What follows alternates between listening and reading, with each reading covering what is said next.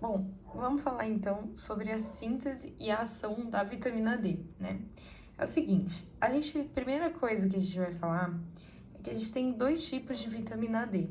A vitamina D3, que ela vai ser derivada de produtos de origem animal e também vai ser produzida pelo próprio corpo humano, que a gente chama de colecalciferol, certo? E a D2, que é a ergocalciferol, tá? Que vai ser também derivada de um colesterol, mas nesse caso é um ergosterol, tá? Não é a mesma coisa que a vitamina D3. E geralmente ela vem tanto em suplemento, quanto ela também vai estar em alguns fungos, né? Então, alguns cogumelos e também em alguns vegetais, tá? E aí depois também eu vou falar das diferenças entre as duas. Mas é isso. Então, a primeira coisa é o seguinte: produção dessas duas vitaminas. Até aqui, a gente vai estar falando sobre a vitamina D3, tá? E depois a gente fala sobre a vitamina D3 e D2, que essa aqui é geralmente obtida por alimento, mas ela não é tão eficaz quanto a D3, que é a produzida pelo próprio corpo, tá? Então, primeiro vamos falar dessa D3, depois a gente fala sobre a D2. Então, a gente vai ter a molécula de colesterol, que é um álcool, tá? Só que é um álcool que vai ter moléculas, né, que vão transformar ele em um lipídio. Então, é um álcool lipídico, tá? E aí, esse colesterol, ele vai até a pele, mas também um pouco no intestino e um pouco no fígado, sofrer, mas é principalmente na pele, a ação de duas enzimas. Primeiro, vai vir uma enzima, tá? Nessa molécula de colesterol, ela vai adicionar hidroxila, então OH, nos carbonos 5 e 6. Então, a primeira coisa, a gente vai ter aqui a molécula de colesterol, certo? E aí, nessa molécula, vai vir uma enzima que vai nas ligações entre o carbono 5 e 6 adicionar uma hidroxila, certo? E aí vai vir uma outra enzima, olha só, que vai desidrogenar essa ligação entre o carbono 5 e 6 que tinha acabado de ser hidrogenada. E, tipo, você fala, né, por que vai hidrogenar e depois desidrogenar, né? Tipo, por que isso vai acontecer? Porque isso vai criar uma instabilidade nessa região, tá? E aí, então, essa retirada do OH, que tinha sido colocado por uma enzima, vai gerar uma instabilidade. E essa instabilidade, ela vai ser importante, porque ela vai fazer com que esteja um rearranjo das moléculas e uma inserção de uma ligação dupla na posição 7 e 8, tá? E isso você vai ver, né? Vai dar pra ver que, tipo, vai ser importante depois, mais pra frente. Até aí, tudo bem? Então, vamos lá. Aí, então, a gente retira esse OH, fica uma ligação dupla entre o 7 e o 8. E aí, isso vai receber, então, a gente não tem mais essa molécula de colesterol que tinha antes, porque agora tem essa ligação dupla, e ela vai ter um nome, 7-deidrocolesterol, certo? A 7-deidrocolesterol, pensa, a maioria dessas 7-deidrocolesterol já tá na pele, tá? Mas uma parte no intestino, no fígado, vai migrar para a pele, certo? E vai sofrer ação dos raios UVB, então os raios solares. Pensa, se a gente está falando sobre pele, a gente vai ter incidência solar. Então, a luz solar, ela transforma, né, os compostos que estão expostos a essa radiação. E um deles vai ser a 7-deidrocolesterol. Essa radiação UVB, ela vai gerar energia, certo? Porque a radiação, ela vai energizar essa molécula, certo? É que nem, tipo, não é nem o mesmo tipo de radiação nem nada, né? Mas é que nem no micro-ondas que tem a radiação lá, das micro-ondas, e aí vai causar uma alteração principalmente na molécula de água, né? Vai agitar as moléculas de água. Aqui é a mesma coisa. A radiação UVB, ela vai gerar energia, certo? Nessa molécula 7-deidrocolesterol, que estava com uma ligação dupla entre a 7 e a 8, certo? Essa instabilidade que ela vai gerar, ela de novo vai tornar a ligação 5 e 6 instável, que tinha sido aquela que foi hidroxilada, depois perdeu hidroxila, e aí meio que afetou a 7 e a 8 que estavam na posição seguinte, né? Essa radiação, ela vai tornar instável de novo essa ligação 5 e 6, tá? E ela vai fazer com que essa molécula 7-deidrocolesterol, ela se rearranje, tá? E se ligue nessa parte 5 e 6. Então, primeiro tinha OH, depois perdeu o OH, ligou dupla na 7 e 8, e agora a UVB vai gerar instabilidade, fazer com que as 5 e as 6 se liguem em ligação dupla. Enquanto a ligação dupla da 7 e 8 quebra, tá? Então, ela gera um rearranjo de moléculas, né? Um rearranjo ali na molécula de 7-deidrocolesterol, que gera uma alteração.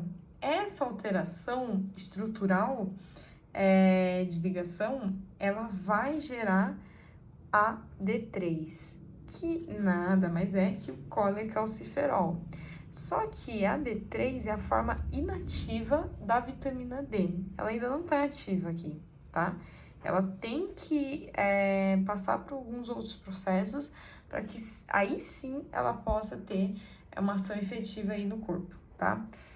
E aí que entra a parte da D2, porque até aqui a gente está falando sobre D3, transformação de colesterol, 7-deidrocolesterol, D3. Só que a D2, a gente já ingere ela, certo? Seja em um suplemento, seja com algum vegetal, alguma planta que tem D2, a gente já ingere ela, então ela não passa por essas etapas. Mas, agora sim, ela também precisa ser ativada. Então, agora a D2, ela também participa desses próximos processos, tá? Então, é só isso. Então, vamos lá. Eu vou continuar falando da D3, mas isso também vale para D2, tá? A D3, ela vai ter uma proteína de transporte, que chama DPB, que vai transportar, né, lá da pele, a gente tá falando da pele, até o fígado, tá? Então, a D3, ela vai com a DPB. Por que a D3 ela não pode ir sozinha pelo sangue?